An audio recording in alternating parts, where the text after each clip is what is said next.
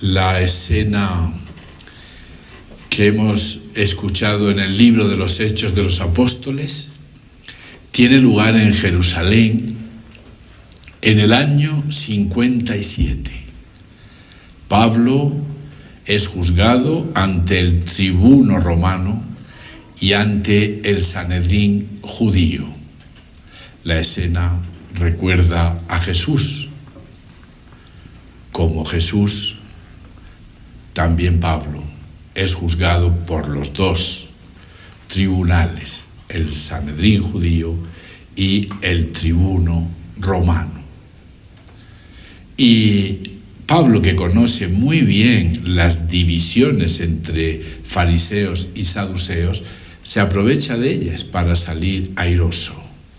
Fariseos y saduceos, esas dos sectas del mundo judío, estaban divididos por el tema de la resurrección de los muertos, y con gran habilidad aprovecha la división. Queridos hermanos, Pablo de nuevo ante el tribunal, juzgado. Podemos pensar nosotros, ¿cuántos sacrificios ha costado nuestra fe? ¿Cuántos sacrificios a lo largo de la historia en el testimonio de la fe? ¿Cuántos sacrificios hay en la base, en el cimiento, en el fundamento de mi fe? No puedo tener una fe tibia. No tengo derecho a tener una fe tibia, una fe demasiado frágil, porque realmente ha costado tanto sacrificio que llegue hasta mí la fe en Cristo Jesús. Los sacrificios de Pablo, pero también los de tantos otros que realmente han tenido que sufrir, y mucho, para ser fieles a Cristo. En ese momento difícil se le presenta a Cristo delante, a Pablo, y le dice: ánimo, lo mismo que has dado testimonio de mí en Jerusalén, tienes que darlo en Roma. Aparece ya en el horizonte Roma, y con Roma también el final del libro de los Hechos de los Apóstoles, porque también el domingo vamos a terminar ya la Pascua, y con ello también la lectura continua del libro de los Hechos de los Apóstoles. Roma. Vas a dar testimonio de mí también en Roma, ya no en Jerusalén, en aquella ciudad dentro de lo que era el Imperio Romano, hasta cierto punto bastante insignificante, ¿no?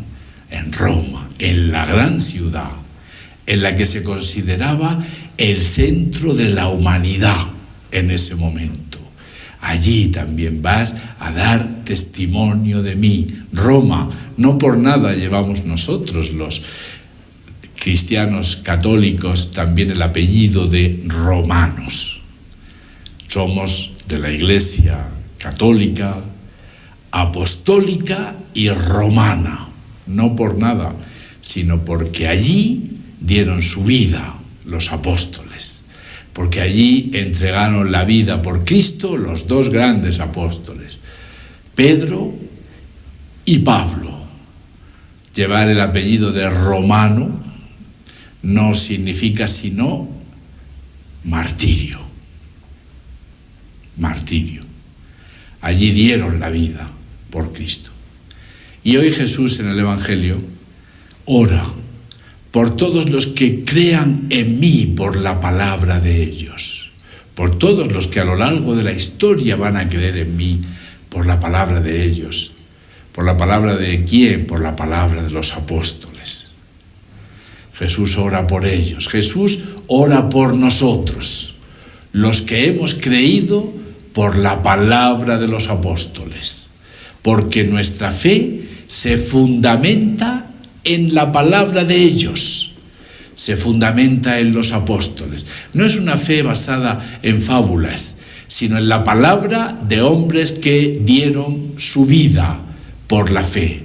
Los apóstoles dieron su vida por la fe, y con eso el segundo apellido, Iglesia Católica Apostólica, que sabe también a lo mismo, a dar la vida por Cristo. Nuestra palabra tiene fundamento, nuestra fe tiene fundamento en los apóstoles, en aquellos hombres intrépidos que entregaron la vida por su fe, que entregaron la vida por Cristo. Hermanos, tenemos que valorar nuestra fe, y nuestra fe tiene sólidos fundamentos y no puede ser una fe debilucha. Queridos hermanos, hoy Jesús ora para que todos sean uno, todos los que crean a lo largo de la historia, todos sean uno, como tú, Padre, en mí y yo en ti, que ellos también sean uno en nosotros. La unidad de la Iglesia tiene su base en la Trinidad Santa, en la Trinidad. Como el Padre y el Hijo y el Espíritu Santo son uno, también los creyentes en la Iglesia a lo largo de la historia sean uno. Este es el deseo de Cristo, que todos sean uno. El deseo de Cristo. ¿Cómo ser uno? ¿Cómo ser uno, hermanos, en la Iglesia, si no somos capaces de valorarnos unos a otros? Si no somos capaces de alegrarnos de las cualidades del hermano, si uno ve tantas envidias dentro de la Iglesia, ¿cómo ser uno? ¿Cómo ser uno, hermanos, si realmente vemos a unos grupos en lucha contra otros, a unos grupos de cristianos destruyendo el trabajo de otros? ¿Cómo ser uno así? La división en la Iglesia contradice el deseo de Cristo. Y tenemos que estar convencidos de esto si queremos que alguna vez podamos llegar a recibir ese don de la unidad. La división viene del demonio. La división es la victoria del demonio en la Iglesia, una victoria del demonio. La división actual de los cristianos y las divisiones también dentro de cada iglesia y las divisiones dentro de nuestra iglesia son la victoria del gran enemigo de la iglesia, que es el demonio. Y si no estamos convencidos de esto y creemos que eso es algo pues normal, sin más, que tiene que pasar, nunca vamos a lograr la unidad. Queridos hermanos, la unidad en la Iglesia tiene un fin, y nos lo dice clarito Cristo, para que el mundo crea que tú me has enviado. Si el mundo no cree, no será en parte por nuestras divisiones, no será en parte porque hemos perdido la capacidad de dar testimonio de Cristo. La falta de comunión, la división, colabora a la falta también de frutos misioneros.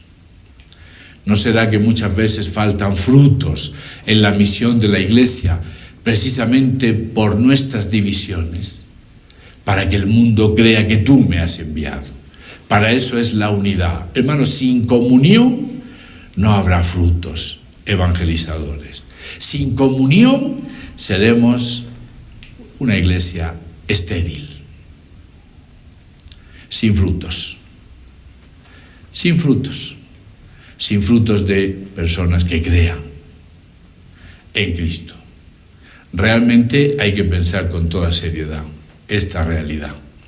Hermanos, tenemos que pedir la unidad, porque es un don que nos supera.